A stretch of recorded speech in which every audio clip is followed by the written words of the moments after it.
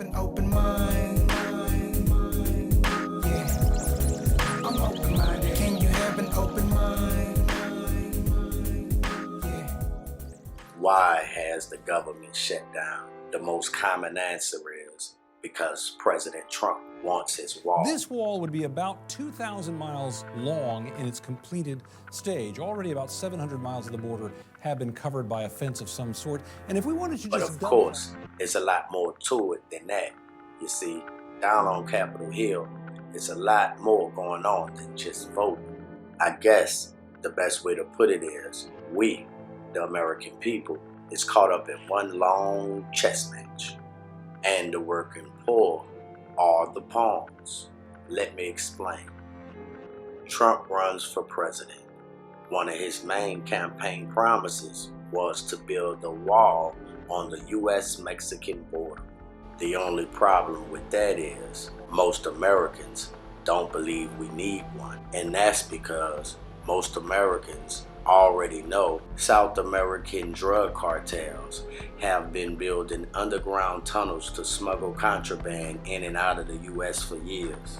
When El Chapo, one of Mexico's most powerful cartels, was arrested, they was able to build an elaborate underground tunnel for his magical escape. They had plenty of security measures in place above the ground. They had ways of blocking cell phone signals. They had heavily armored vehicles to repulse any sort of ground assault. They even had 3-foot thick walls so rockets could not break in. And yet, for all of that, El Chapo found a way to burrow out right under the noses of Mexican authorities and get to this Freedom Tunnel, so he could simply walk through it. It was reinforced with wood so they could keep track of all the structural integrity of it, whether or not groundwater was seeping in. They had a lighting system through it. Thousands of illegal immigrants coming to the U.S. by way of underground tunnels each year. I wish I could say it was fake news, but Border Patrol agents been informed Trump of the problems with building a wall. This is just a couple of miles from here, from where we're standing.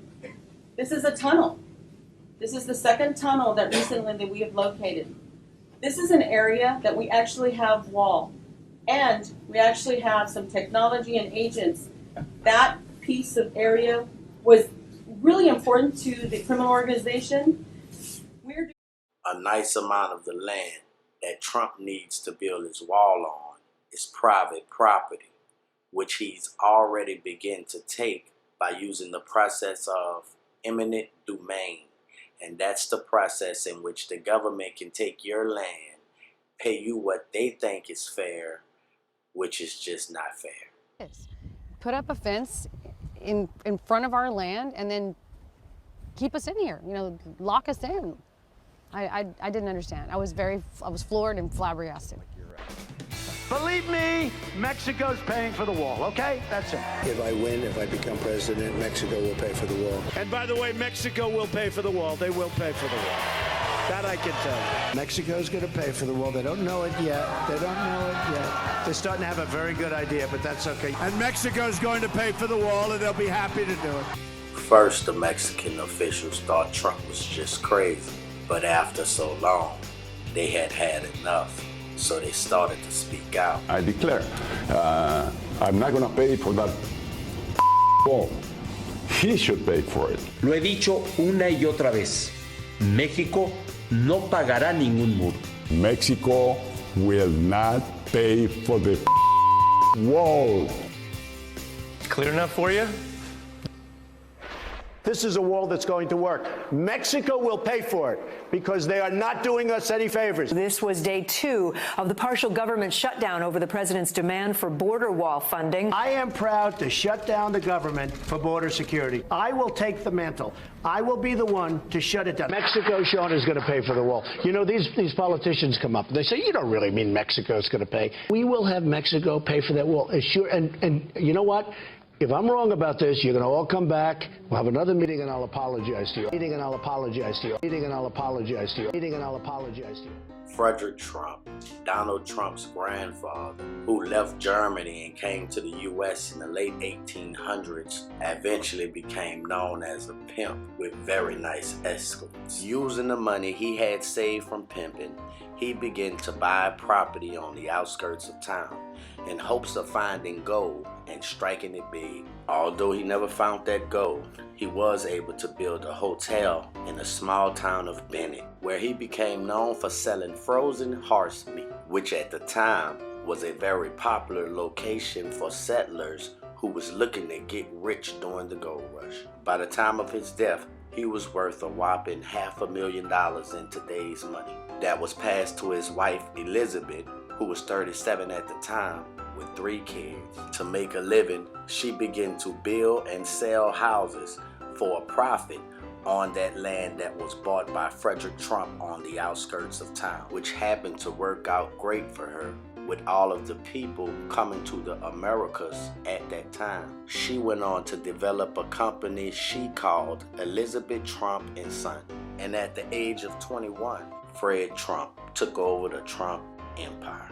Fred Trump, unlike his father, was a conservative type of guy who in the Trump family was kind of a big deal. He eventually began building low-income wage houses. With big-time government contracts, he was able to make millions so that one day he can lend his son, Donald J. Trump, a measly little $1 million to get him started in the real estate game. Father gave me a small loan of $1 million. I came into Manhattan and I had to pay him back, and I had to pay him back with interest. Comments such as this really made Americans feel as if Donald Trump was out of touch with the lives of the working poor.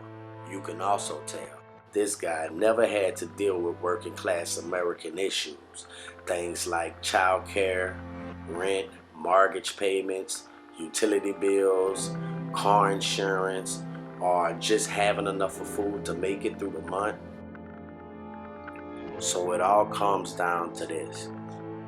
Trump needs Congress to approve funding for his wall. You know, the one that Mexico was going to give him the money for. So the Democrats in Congress refused to give him the money for the wall because most people don't believe we need it. Trump, businessman ego, won't allow him to lose because all he do is win, win, win, no matter what. So Trump decided to hold us hostage. It's more important for him to beat the Democrats in this game of chess than it is for us to eat. So looking into the future, he knew that Congress would need him to approve parts of the budget for 2019. Parts of the budget that affects particularly the working poor, which are predominantly Democratic voters. So Trump is determined to give us a wall, whether we want one or not. You see, he's the type of guy that wants to do what everyone says that can't be done. He claims America needs this wall for national security. But the only thing he's worrying about securing is himself another 4 years as POTUS by fulfilling his campaign promise, just in his mind.